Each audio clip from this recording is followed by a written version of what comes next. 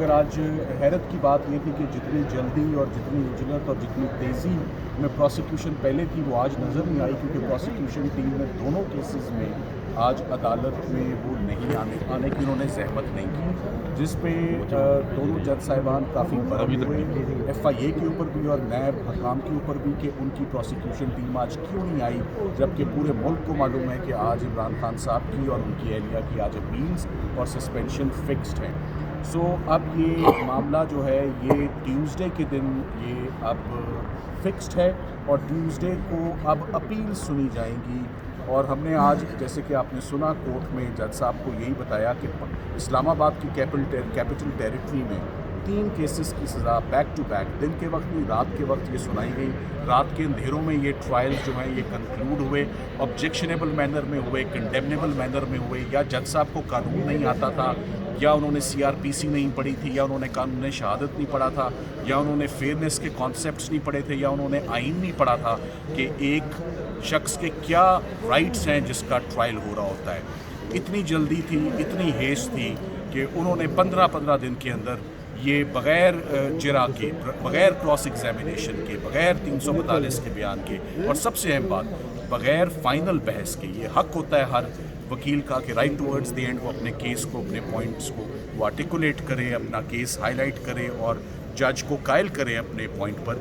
वो भी ये राइट नहीं दिया गया और वकला को अदालत से बाहर फेंका गया। तो आज जो सबसे इंटरेस्टिंग बात थी कोर्ट में वो ये हुई कि जब हमने जज साहब को कहा कि पहले सरकार और जज साहब ने मिलकर ये केस किया तो क्या ही खूब होगा, and we would feel somewhat better today कि अगर आज सिर्फ डिफेंस और जज साहब मिलकर इस केस को खोलें, आज सरकार को बाहर रखते हैं इस केस में, तो हम भी इवन हो जाएंगे प्रोसिक्यूशन के साथ। पहले उन्होंने मैच खेला जज साहब के साथ मिलके, तो अब ये हम खेलते हैं। तो जज साहब का आगे से कमेंट यही था कि गलती जो हुई सो हुई, पर अब हम आगे फेयरनेस के तकाजे पूरे करते हुए हम आगे बढ़ेंगे, एंड वी डोंट माइंड। हम किसी हैंडीकैप से नहीं खेलेंगे। प्रोसिक्यूशन मैदान में उतरे, 3 वकलाएँ 4 वकलाएँ, जितने भी वकलाएँ साइफर में, जितने भी वकलाएँ तोशा खाना में, वो आएँ और अपना केस खोलें और अपनी एविडेंस बताएं और जस्टिफाई करें कि ये 10-10 साल और 14-14 साल की सज़ाएं कैसे सुनाई गई हैं खान साहब को। आप देख लें जितनी भी प्रोसिक्यूशंस हो रही हैं कैपिटल टेरिटरी में,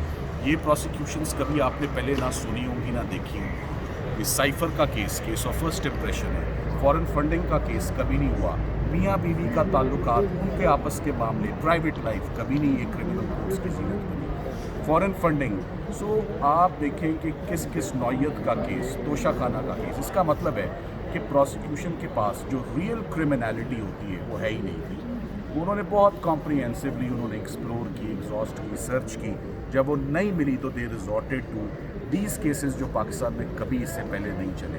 तो जितनी तेज़ी से ये केसेस कंक्लूड हुए, आज हम बेहतर महसूस कर रहे हैं कि उतनी तेज़ी से उनकी अपील्स भी अब सुनने के लिए बेंच जो है इस्लामाबाद हाई कोर्ट हमें मौका और अपॉर्चुनिटी दे रहा है। So we are very hopeful and very optimistic. आज साथ ही साथ में इद्दत और निकाह केस में भी आज नोटिस हो गया। सलमान अकरम राजा साहब मेरे साथ मौजूद हैं, उसमें वो नुमाइंदगी कर रहे हैं और आज उसमें भी फाइनली नोटिस हुआ। सो उम्मीद ये करते हैं कि तमाम केसेस, जैसे कि बोला था कि जो जितनी तेज़ी से कंक्लूड हुए उतनी तेज़ी से अब उनके फैसले भी 1 हफ्ते 10 दिन के अंदर आपके सामने आ जाएंगे इंशाअल्लाह। राजनीति जो है, आपको लगता है कि ये बदनीति पे मबनी है जो प्रोसिक्यूटर आज गिराजर रहे?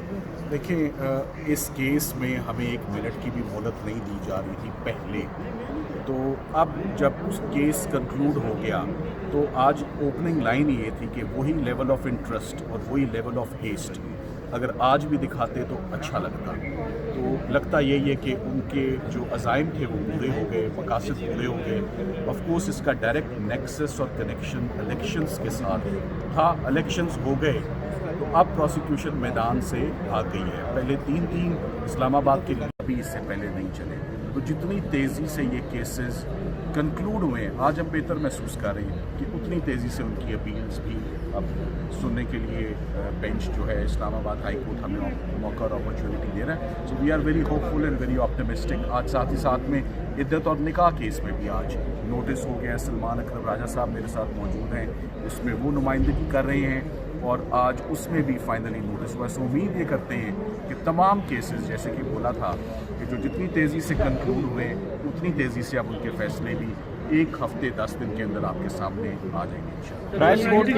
राजनीति जो है, आपको लगता है कि ये बदनीति पे मबनी है जो प्रोसिक्यूटर आज हाजिर रहे? देखें, इस केस में हमें 1 मिनट की भी मोहलत नहीं दी जा रही थी पहले, तो अब जब केस कंक्लूड हो गया तो आज ओपनिंग लाइन ये थी कि वही लेवल ऑफ इंटरेस्ट और वही लेवल ऑफ हेस्ट अगर आज भी दिखाते तो अच्छा लगता।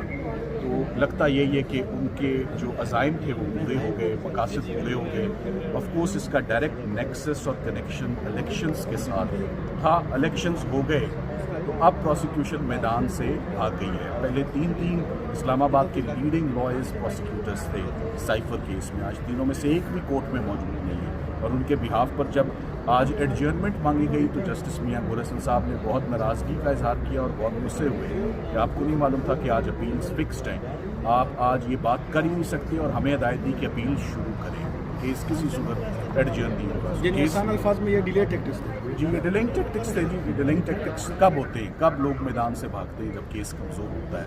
बहरहाल हम ज़्यादा नहीं कुछ कहेंगे, काफ़ी कुछ कहने के बाद भी। तो अब हम इंशाल्लाह ट्यूसडे को अपने केसेस जो हैं हम उसमें केस में आज बहस हुई। जज साहब ने, सेशन जज साहब के पास है वो मुकदमा, 1 घंटा उन्होंने सुना मुझे, उसके बाद अपील को एडमिट करके नोटिस किया। और उसमें देखिए इस्तदा ने ये की कि ये फैसला जो है बाहर भी इसको कानून और इस्लामी जो हमारी रिवायात हैं खानगी तकद्दुस के हवाले से उनके खिलाफ समझा गया है। इस फैसले ने न मुल्क को कोई इज़्ज़त बख्शी है, न हमारे निज़ाम अदल को कोई इज़्ज़त बख्शी है। किसी भी तबके को आप देखें, मुल्क के अंदर जो हमारे उलमा हैं, मुल्क के अंदर हमारी जो ख़वातीन की तंजीमें हैं, मुल्क से बाहर भी जो इंसानी हुकूक की तंजीमें हैं, तमाम ने इस फैसले को और इस मुकदमे को एक सरकार की जानिब से एक ऐसा कदम देखा जो बिल्कुल बदहवासी पर मबनी है कि और कुछ नहीं मिल रहा तो यहाँ भी करो। और ये जैसा सलमान सफदर साहब ने कहा कि मकसद यहाँ यही था कि किसी न किसी तरह 3-4 सज़ाएँ जो है इलेक्शन से पहले दिलवाई जाएँ, और ख्याल ये था मनसूबा साज़ों का कि इससे शायद हिम्मत टूटेगी लोगों की, वोटरों की।